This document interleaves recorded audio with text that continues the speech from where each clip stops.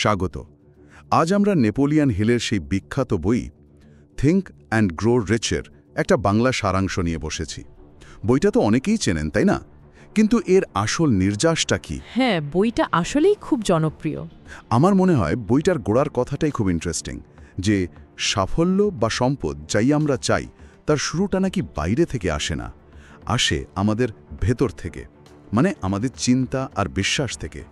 শুনতে তো বেশ ভালো লাগে, কিন্তু এটা আসলে কাজ করে কিভাবে? ঠিক এখানেই বইটার মূল ফোকাস। এটা শুধু থিওরি নয়, হিল দেখানোর চেষ্টা করেছেন এর প্র্যাকটিক্যাল দিকগুলো। তো আজকের আলোচনায় আমরা এই সারাংশগুলো ধরে ধরে বইটার একটু গভীরে যাব। চেষ্টা করব এর যে মূল ধারণাগুলো সেগুলো সহজে তুলে ধরতে, যাতে কম সময় এর জরুরি জ্ঞান আর ভেতরের কথাগুলো বোঝা যায়। যারা ধরুন তাড়াতাড়ি কিন্তু ভালোভাবে জানতে চান, তাদের বেশ কাজে দেবে। তাহলে চলুন শুরু করি হিলের প্রথম পয়েন্টটা দিয়ে। হ্যাঁ, অবশ্যই। চিন্তার শক্তি, তাই তো? একদম। প্রথম অধ্যায়টাই হলো চিন্তার শক্তি। হিল বলছেন মানুষের চিন্তাই তার ভাগ্য তৈরি করে। খুব বড় কথা কিন্তু। তিনি এডউইন সি বার্নসের গল্পটা বলেন, যার পকেটে টাকা নেই, যোগাযোগ নেই, কিচ্ছু নেই, কিন্তু একটা অসম্ভব জেদ বা চিন্তা ছিল যে টমাস এডিসনের সাথে কাজ করতেই হবে। আর সেটাই সত্যি হয়েছিল। হ্যাঁ, সেটাই তাকে শেষ পর্যন্ত এডিসনের ব্যবসায়িক সহযোগী করে তোলে। আর ওই বিখ্যাত লাইনটা, যা কিছু মানুষ কল্পনা করতে পারে এবং বিশ্বাস করতে পারে তা মানুষ অর্জন করতেই পারে, এটা কি একটু বেশি সিম্পল শোনায় নাকি এর পেছনে আরও গভীর কিছু আছে? প্রশ্নটা ভালো। দেখুন, এটা শুনতে সরল লাগলেও হিলের পুরো দর্শনের ভিত কিন্তু এটাই। বার্নসের ঘটনাটা আসলে একটা প্রতীক। এটা দেখাচ্ছে যে আপনার ভেতরের সংকল্প, আপনার মানসিক জোর, সেটা বাইরের অভাবের চেয়েও অনেক বেশি শক্তিশালী হতে পারে। আর ওই লাইনটা এটা শুধু পজিটিভ থিঙ্কিং বা ভালো ভালো ভাবার কথা বলছে না। এর মানে হলো আমাদের নিজেদের সম্ভাবনার সীমাটা তৈরি হয় আমরা কি নিয়ে ভাবছি, কতটা বড় করে ভাবছি, আর সেটাকে কতটা দৃঢ়ভাবে বিশ্বাস করছি তার উপর। মানে মনের মধ্যে লক্ষ্যের একটা খুব স্পষ্ট ছবি থাকতে হবে, আর সেটা যে আপনি পাবেনই এ ব্যাপারে কোনো সন্দেহ রাখা চলবে না। এটাই হলো ফাউন্ডেশন। আচ্ছা, বুঝলাম। তাহলে চিন্তাটা হলো একদম শুরু, ভিত। কিন্তু শুধু ভাবলেই তো কাজ হয় না, তাই না? এরপর দ্বিতীয় অধ্যায়ে হিল বলছেন আকাঙ্ক্ষা বা ডিজায়ারের কথা। সাধারণ ইচ্ছে হলে চলবে না, সেটাকে হতে হবে একটা জ্বলন্ত আকাঙ্ক্ষা, একটা বার্নিং ডিজায়ার। যেমন ধরুন টমাস এডিসনের আলোর বাল্ব আবিষ্কারের সেই তীব্র ইচ্ছেটা হাজার হাজারবার ফেল করার পরেও তো উনি থামেননি। ঠিক। হিলের কথাটা হলো একটি শক্তিশালী আকাঙ্ক্ষা প্রতিটি মহান সাফল্যের জন্মদাতা। এই জ্বলন্ত আকাঙ্ক্ষা, এটা আসলে কি? সাধারণ ইচ্ছের সাথে এর ফারাকটা কোথায়? খুব জরুরি পয়েন্ট এটা। পার্থক্যটা হলো তীব্রতায় আর ফোকাসে। দেখুন, সাধারণ ইচ্ছেগুলো কেমন হয়? আজ চাইলাম, কাল হয়তো অন্য কিছু চাইলাম, বা একটু বাধা আসতে ছেড়ে দিলাম, ক্ষণস্থায়ী। ঠিক। কিন্তু জ্বলন্ত আকাঙ্ক্ষা, যেটাকে হিল বলছেন বার্নিং ডিজায়ার, সেটা হলো এমন একটা তীব্র, প্রায় সবকিছু গ্রাস করে নেওয়া চাওয়া, যা আপনার সমস্ত মনোযোগ, আপনার সমস্ত শক্তি, আপনার সব চিন্তা, সব কিছুকে একটা মাত্র লক্ষ্যের দিকে ঠেলে নিয়ে যায়। এটা অনেকটা ওই আতশকাচের মতো, যা সূর্যের ছড়ানো ছিটানো আলোকে এক বিন্দুতে এনে আগুন ধরিয়ে দেয়। বাহ, দারুণ উপমা। এডিসনের উদাহরণটা এখানে একদম পারফেক্ট। সাধারণ ইচ্ছেরা ছোটখাটো বাধাতেই নিভে যায়, কিন্তু এই জ্বলন্ত আকাঙ্ক্ষা, এটাই আপনাকে অধ্যবসায়ের জন্য জ্বালানি দেয়, এটাই আপনাকে ব্যর্থতার পর আবার উঠে দাঁড়াতে বাধ্য করে। বুঝতে পারছি। তাহলে প্রথমে চিন্তা, তারপর সেই চিন্তাকে একটা তীব্র জ্বলন্ত আকাঙ্ক্ষায় পরিণত করা। আচ্ছা, কিন্তু এর পরেও তো মনে খটকা লাগতে পারে, আমি চাইছি ঠিকই, কিন্তু এটা কি আদৌ সম্ভব? আমি কি পারবো? এখানেই কি তৃতীয় অধ্যায়ের বিশ্বাস বা ফেথের ব্যাপারটা আসছে? একদম ঠিক ধরেছেন। হিল বলছেন বিশ্বাস হলো সেই মানসিক জ্বালানি যা অসম্ভবকেও সম্ভব করার শক্তি যোগায়। রাইট? ব্রাইটহয়েদের কথা ভাবুন না। সবাই যখন বলছে মানুষ উড়তে পারে না, ওনাদের পাগল ভাবছে, তখন ওই ভেতরের বিশ্বাসটাই তো ছিল আসল শক্তি। ওটাই তাদের স্বপ্নকে সত্যি করেছিল। হ্যাঁ, এবং এটা কিন্তু শুধু স্বপ্ন দেখা ছিল না। হিলের কথাটা বেশ গভীর। বিশ্বাস হলো মানসিক অবস্থা যা স্ব-সচেতনতা দ্বারা পুনরাবৃত্ত চিন্তা ও আত্মপ্রেরণা থেকে তৈরি হয়। মানে এই বিশ্বাস কি এমনি চলে আসে, নাকি এটা তৈরি করতে হয়? না, হিল বলছেন এটা অর্জন করতে হয়। এটা কোনো অন্ধ আশা বা ভরসা নয়, বরং এটা একটা তৈরি করা, একটা গড়ে তোলা মানসিক অবস্থা। ওই কথাটা আবার খেয়াল করুন, এটা তৈরি হয় কি থেকে? পুনরাবৃত্ত চিন্তা আর আত্মপ্রেরণা থেকে। হ্যাঁ, রিপিটেড থটস আর অটো সাজেশন। ঠিক, মানে নিজের মনের মধ্যে লক্ষ্যের ছবিটা বারবার দেখতে হবে এবং নিজেকে ক্রমাগত মনে করাতে হবে যে এটা সম্ভব, এটা অর্জনযোগ্য, রাইট? ভাইদের ক্ষেত্রেও তাই ছিল। তাদের বিশ্বাস শুধু একটা ইচ্ছে ছিল না, এর পেছনে ছিল অনেক পরীক্ষা নিরীক্ষা, অনেক ডেডিকেশন এবং প্রবল মানসিক জোর। এই বিশ্বাসটাই আকাঙ্ক্ষা আর বাস্তবায়নের মধ্যে একটা ব্রিজ বা সেতু তৈরি করে দেয়। পুনরাবৃত্তি চিন্তা আর আত্মপ্রেরণা, তার মানে এগুলো হলো বিশ্বাস তৈরির একরকম টুল বা কৌশল। আর এখান থেকে কি তাহলে চতুর্থ অধ্যায়ের আইডিয়াটা আসছে, আত্মপ্রেরণা, অটো সাজেশন? হ্যাঁ, এটা একেবারে সরাসরি যুক্ত। মানে নিজের অবচেতন মনকে প্রভাবিত করার জন্য বারবার পজিটিভ কথা বা লক্ষ্যের সাথে সঙ্গতিপূর্ণ কথা নিজেকেই বলা। যেমন কেউ যদি রোজ নিজেকে মনে করায় আমি সফল হচ্ছি, আমি আমার লক্ষ্যের দিকে এগোচ্ছি, তাহলে কি তার অবচেতন মন সত্যি সত্যি সেদিকে চালিত হয়? হিল তো বলছেন আত্মপ্রেরণা হলো অবচেতন মনের দ্বারপথ। এটা কি আসলেই এতটা পাওয়ারফুল? হিলের দর্শন অনুযায়ী এটা বিশ্বাসকে গেঁথে ফেলার বা আরও মজবুত করার একটা অত্যন্ত কার্যকরী টেকনিক। এটা অনেকটা নিজের মনকে প্রোগ্রামিং করার মতো। দেখুন, আমাদের অবচেতন মন তো সচেতন মনের চেয়ে অনেক বেশি শক্তিশালী। হ্যাঁ, তা তো বটেই।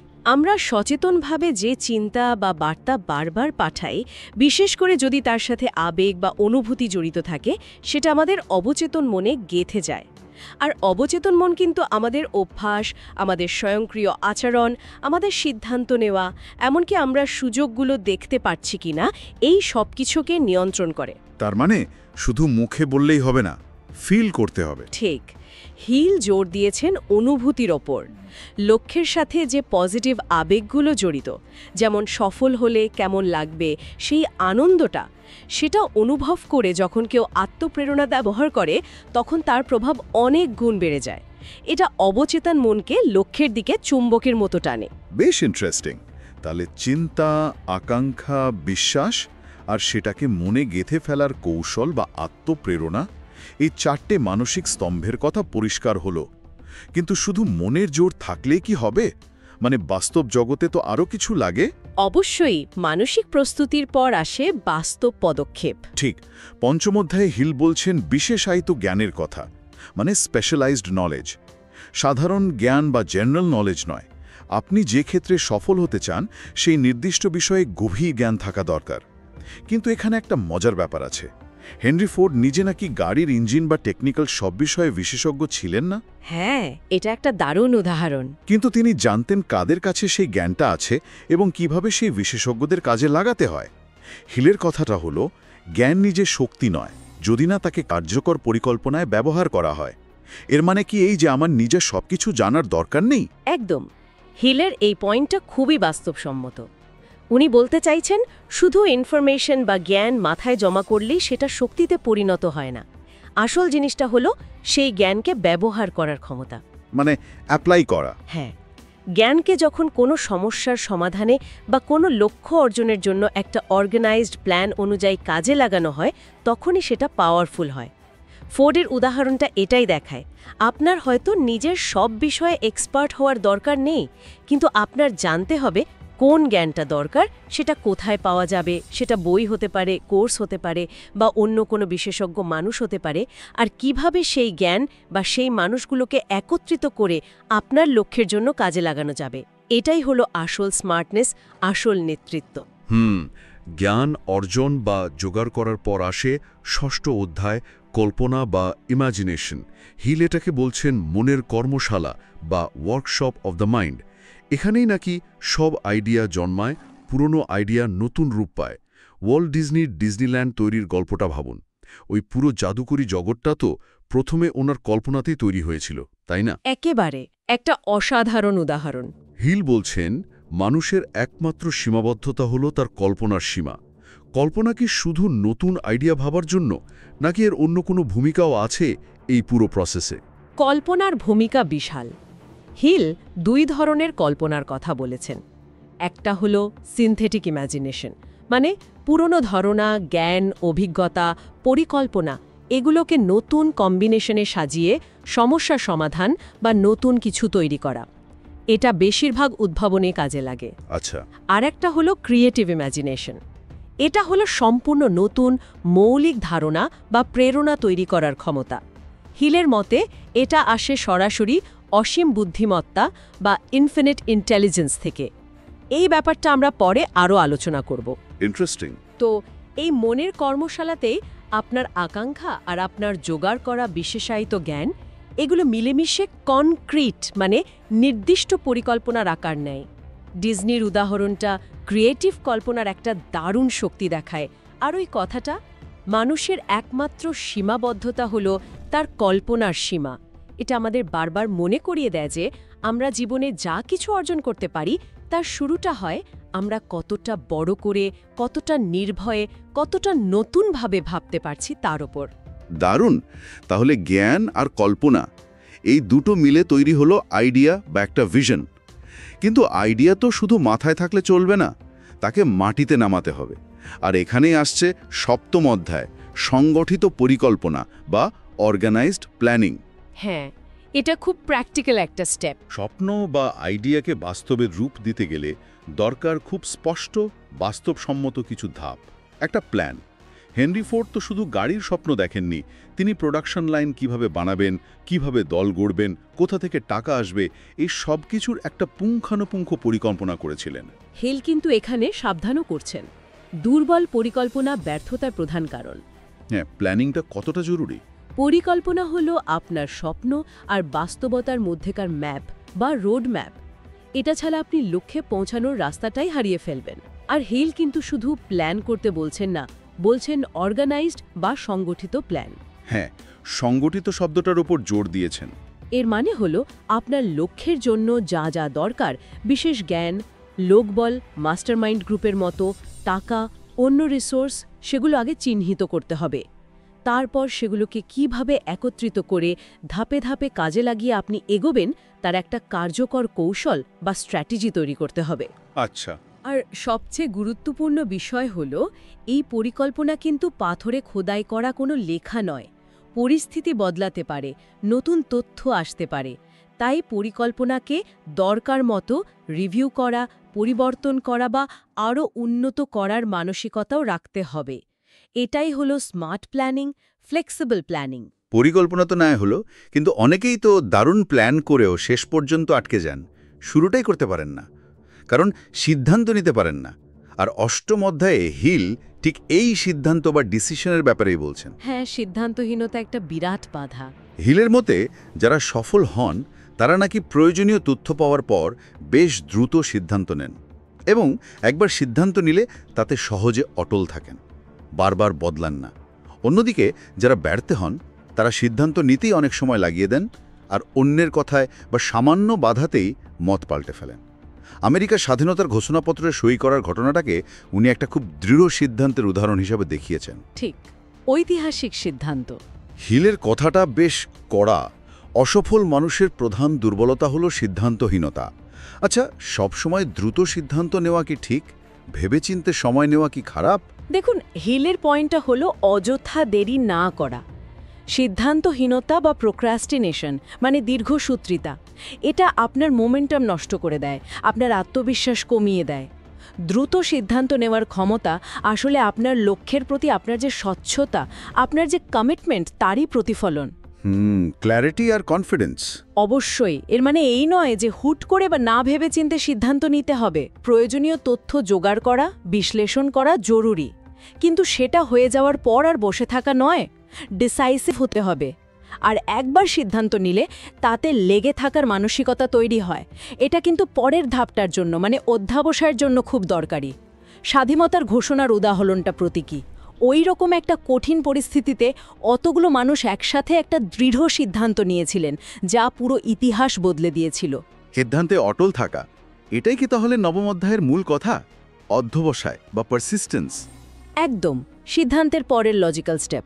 মানে আকাঙ্ক্ষা আছে, বিশ্বাস আছে, দারুণ পরিকল্পনাও আছে, সিদ্ধান্তও নিয়েছেন, কিন্তু যদি দুটো বাধা আসতেই হাল ছেড়ে দেন, তাহলে তো সব শেষ, সাফল্য আসবে না। সেই বিখ্যাত উদাহরণটা তো আমরা সবাই জানি, টমাস এডিসন নাকি প্রায় 10,000 বার চেষ্টার পর আলোর বাল্বটা বানাতে পেরেছিলেন। ভাবা যায়। হ্যাঁ, অধ্যবসায়ের চূড়ান্ত উদাহরণ। হিল বলছেন, অধ্যবসায় ছাড়া আকাঙ্ক্ষা দ্রুত ফিকে হয়ে যায়। এই অধ্যবসায় বা লেগে থাকার ক্ষমতা, এটা কি কিছু লোকের মধ্যে জন্ম থেকেই থাকে, নাকি এটা একটা শেখার মতো গুণ? হিল জোর দিয়েই বলেছেন এটা কোনো জন্মগত গুণ নয়, এটা পুরোপুরি একটা মানসিক অভ্যাস, যা তৈরি করতে হয়, যা অনুশীলন করতে হয়। এটা হলো আপনার ইচ্ছাশক্তির আসল পরীক্ষা। ইচ্ছাশক্তি বা উইল পাওয়ার।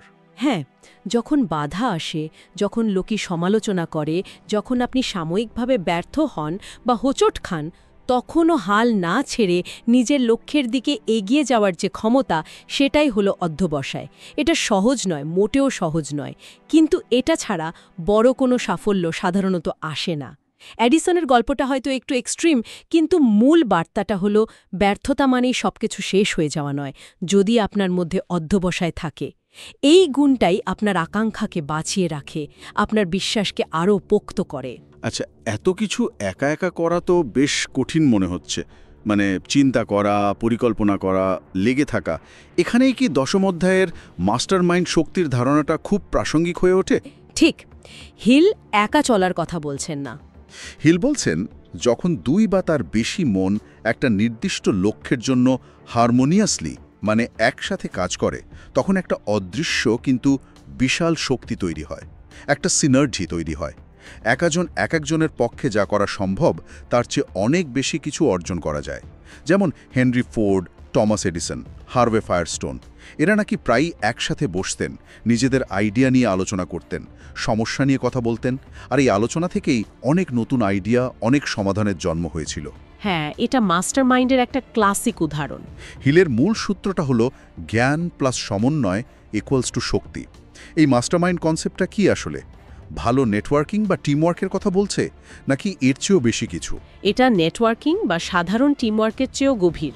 মাস্টারমাইন্ড হলো একটা সক্রিয় জোট বা অ্যালায়েন্স, যেখানে সদস্যরা শুধুমাত্র একে অপরের কন্ট্যাক্ট বা রিসোর্স শেয়ার করেন না, তারা একে অপরের জ্ঞান, অভিজ্ঞতা, চিন্তাভাবনা এগুলোকেও কাজে লাগান একটা কমন, মানে একটা অভিন্ন লক্ষ্য অর্জন করার জন্য।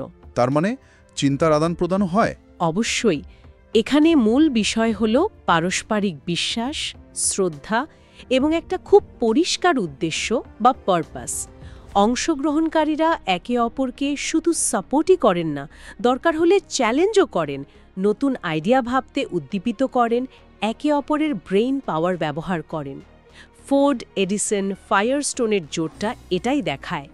এই নীতিটা আমাদের বলছে যে সম্মিলিত প্রজ্ঞা আর প্রচেষ্টা অনেক বড় বাধা টপকাতে পারে এবং একক প্রচেষ্টার চেয়ে অনেক বেশি সৃজনশীল আর শক্তিশালী ফলাফল আনতে পারে।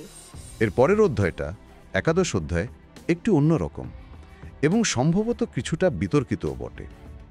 যৌন শক্তির রূপান্তর, ট্রান্সমিউটেশন অফ সেক্স এনার্জি। হ্যাঁ, এটা নিয়ে অনেক ভুল বোঝাবুঝি আছে। হিল বলছেন, যৌন আকাঙ্ক্ষা হলো মানুষের সবচেয়ে শক্তিশালী আবেগগুলোর মধ্যে একটা। যদি এই তীব্র শক্তিটাকে নিয়ন্ত্রণ করা যায় এবং একে যদি সৃজনশীল বা কোনো গঠনমূলক কাজে লাগানো যায়, তাহলে তা অসাধারণ সাফল্য এনে দিতে পারে। তিনি বলছেন, ইতিহাসে অনেক মহান শিল্পী, লেখক, নেতা, বিজনেসম্যান, তারা নাকি এই শক্তিকে তাদের কাজে লাগাতে পেরেছিলেন। উদ্ধৃতিটা হলো, যৌন শক্তি হলো সৃজনশীল প্রতিভার জন্মদাতা। এটা ঠিক কিভাবে কাজ করে, মানে বিষয়টা ঠিক কি? দেখুন, এই অধ্যায়টা প্রায়শই খুব আক্ষরিক অর্থে বা ভুলভাবে ব্যাখ্যা করা হয়। হিল এখানে সরাসরি শারীরিক সম্পর্কের কথা বলছেন না। তিনি যেটা বলতে চাইছেন সেটা হলো, যৌন আবেগের সাথে যে একটা তীব্র এনার্জি, একটা প্যাশন, একটা ড্রাইভ, একটা সৃজনশীলতার প্রবণতা জড়িত থাকে। হ্যাঁ, একটা তীব্র শক্তি তো বটেই।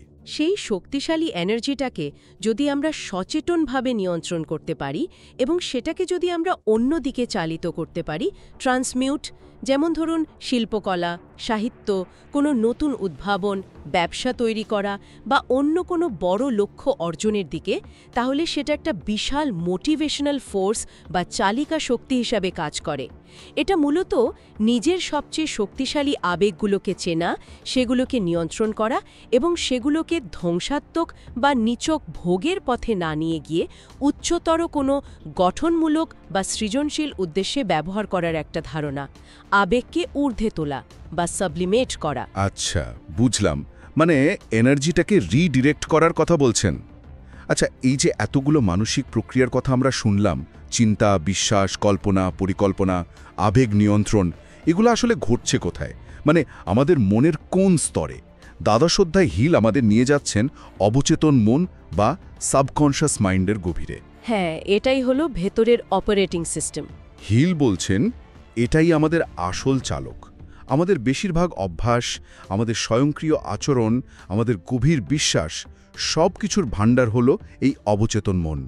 আমরা যা বারবার ভাবি, যা বিশ্বাস করি, যা অনুভব করি, সেটা ধীরে ধীরে আমাদের অবচেতন মনে প্রোগ্রাম হয়ে যায়, আর তারপর সেটাই আমাদের বাস্তবতা তৈরি করতে সাহায্য করে। যেমন কেউ যদি সব সময় মনের গভীরে বিশ্বাস করে আমি পারবো না বা আমার দ্বারা হবে না, তার অবচেতন মন অজান্তেই তাকে ব্যর্থতার দিকে ঠেলে দেয়। সুযোগ এলেও সে দেখতে পায় না। ঠিক, এটা অনেকটা অটো পাইলটের মতো কাজ করে। হিলের কথাটা খুব শক্তিশালী। অবচেতন মন হল মানুষের মস্তিষ্ক ও অসীম বুদ্ধিমত্তার সংযোগসূত্র। এই অসীম বুদ্ধিমত্তাটা কি, আর অবচেতন মনকে কি সত্যি নিয়ন্ত্রণ করা যায়, নাকি এটা নিজের মতো চলে? হ্যাঁ, হিলের মতে অবচেতন মনকে নিয়ন্ত্রণ করা বা রিপ্রোগ্রাম করা সম্ভব। কিভাবে? ওই যে আগে আমরা আলোচনা করলাম, আত্মপ্রেরণা, অটোসাজেশন এবং বিশ্বাস, এইগুলো নিয়মিত অনুশীলনের মাধ্যমে আমরা সচেতনভাবে অবচেতন মনকে প্রভাবিত করতে পারি। আগের অধ্যায়গুলোর মূল উদ্দেশ্যই ছিল এই অবচেতন মনকে লক্ষ্যের সাথে অ্যালাইন করা। আচ্ছা, আর ওই উদ্ধৃতিতে যে অসীম বুদ্ধিমত্তা বা ইনফিনিট ইন্টেলিজেন্সের কথা বলা হয়েছে, হিল বিশ্বাস করতেন যে আমাদের অবচেতন মন শুধু আমাদের ব্যক্তিগত অভিজ্ঞতার ভাণ্ডার নয়, এটা একটা বৃহত্তর জ্ঞান, প্রজ্ঞা বা চেতনার উৎসের সাথেও যুক্ত, অনেকটা ইউনিভার্সাল মাইন্ডের মতো। এই সংযোগের মাধ্যমেই আমরা মাঝে মাঝে অন্তর্দৃষ্টি, ইনটুইশন, নতুন সৃজনশীল আইডিয়া বা সমস্যার এমন সমাধান পাই যা আমাদের সাধারণ যুক্তিবুদ্ধি দিয়ে আসে না।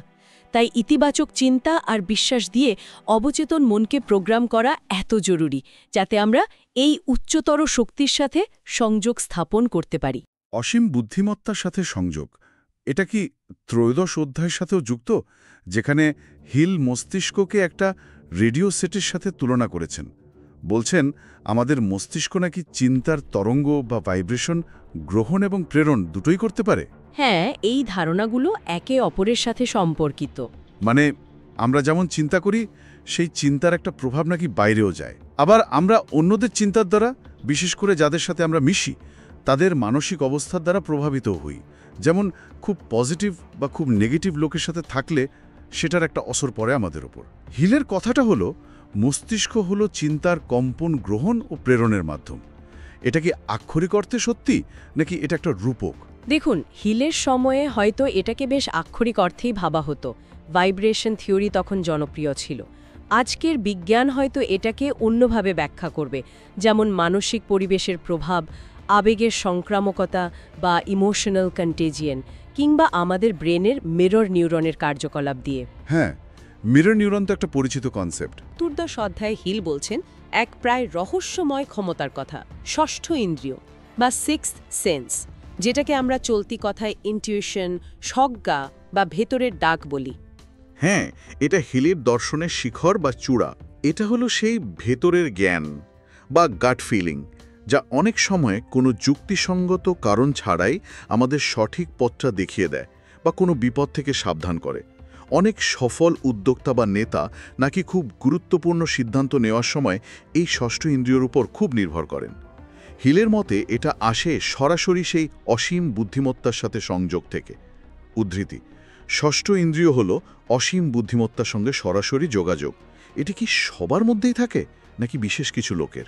হিল বিশ্বাস করতেন এই ক্ষমতাটা আসলে সবার মধ্যে সুপ্ত অবস্থায় থাকে, কিন্তু এটাকে জাগিয়ে তুলতে হয়, এটাকে বিকশিত করতে হয়। এটা এমনি এমনি আসে না।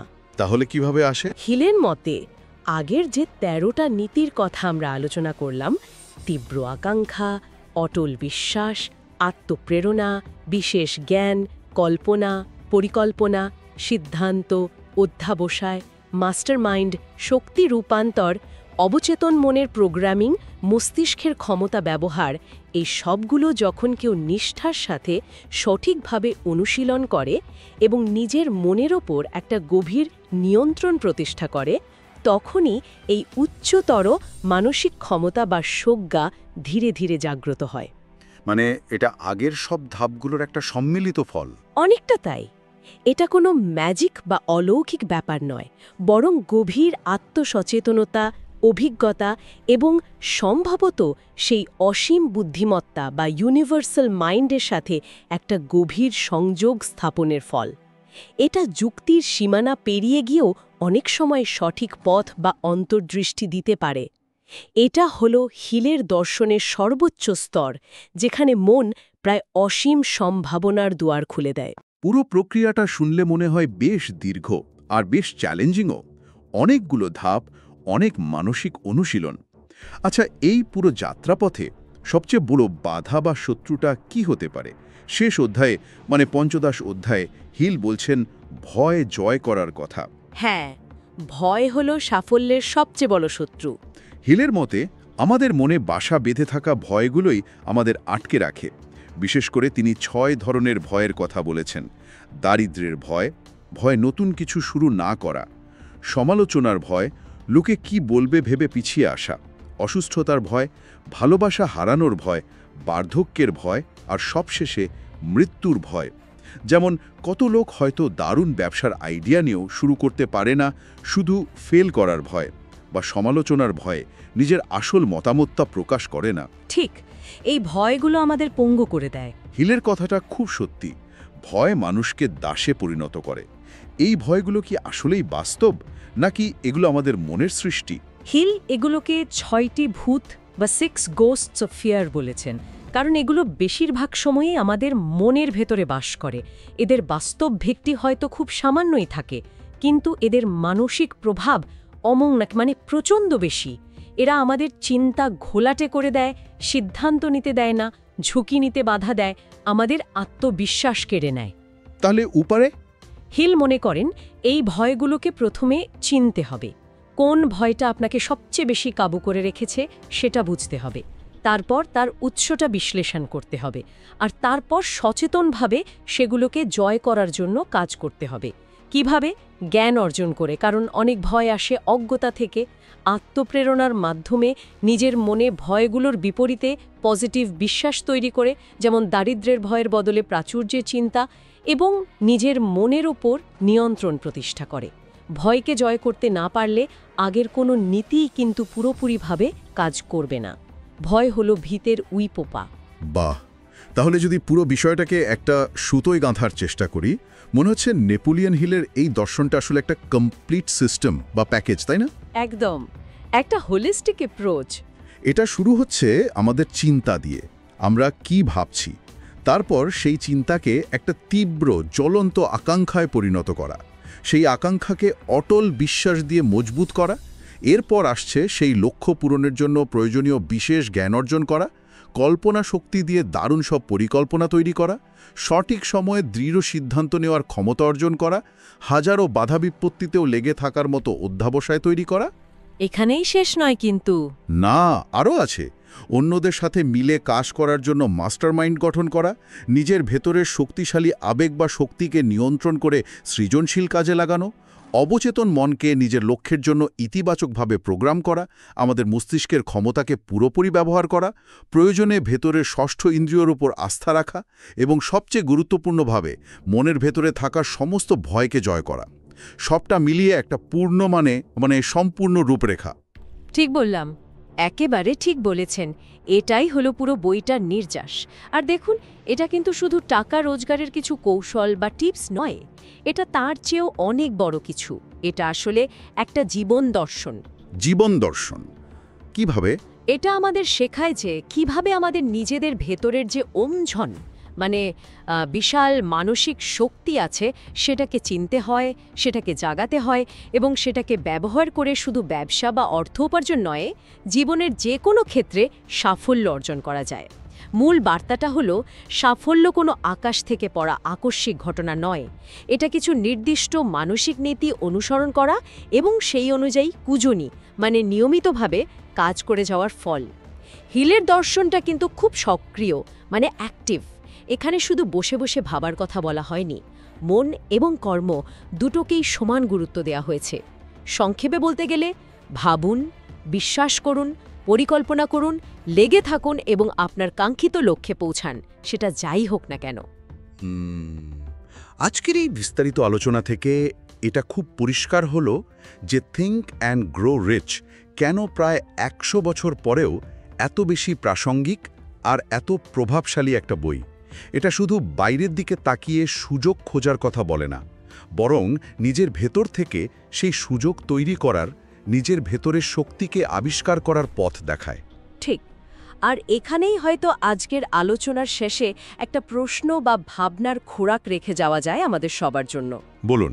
হেল এই নীতিগুলো লিখেছিলেন প্রায় 1 শতাব্দী আগে। তখনকার পৃথিবী, তখনকার সমাজ, ব্যবসার ধরন অনেক কিছুই আজকের থেকে আলাদা ছিল।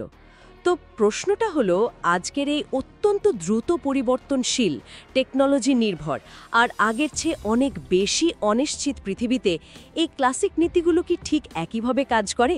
খুব গুরুত্বপূর্ণ প্রশ্ন। বিশেষ করে ধরুন সংগঠিত পরিকল্পনার ধারণাটা, যেখানে হিল বেশ ডিটেলড ধাপে ধাপে এগোনোর কথা বলছেন, সেটা কি আজকের এই অ্যাজাইল ওয়ার্ল্ডে বা স্টার্টআপ কালচারে, যেখানে সব কিছু খুব দ্রুত বদলায়, সেখানে সবসময় সম্ভব? নাকি এই শাশ্বত নীতিগুলোকে আজকের সময়ের সাথে মানিয়ে নেওয়ার জন্য আমাদের নতুন করে ভাবতে হবে, নতুন কোনো উপায়ে এগুলোকে প্রয়োগ করতে হবে? এটা নিয়ে নিশ্চয়ই আরও অনেক গভীর আলোচনার সুযোগ আছে। অবশ্যই, দারুণ একটা পয়েন্ট ভাবার জন্য।